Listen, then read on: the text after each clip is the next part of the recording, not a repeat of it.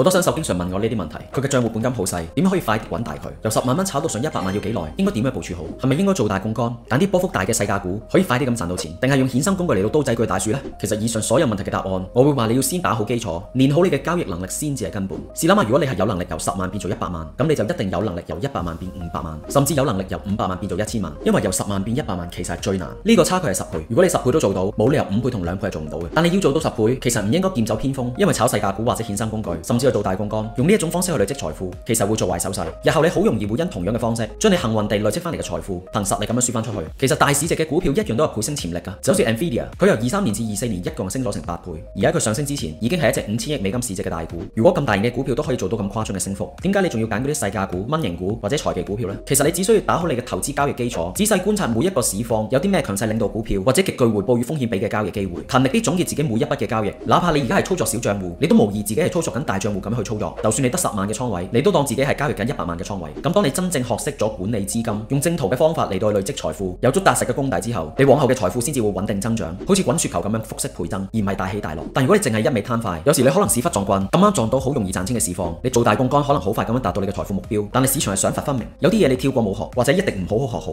咁總有一日借翻嚟嘅嘢係要還嘅。你因為亂咁賭去賺翻嚟嘅財富，同樣係會因為亂咁賭去輸翻出去，因為你從來都冇扎扎實實咁樣打好基礎。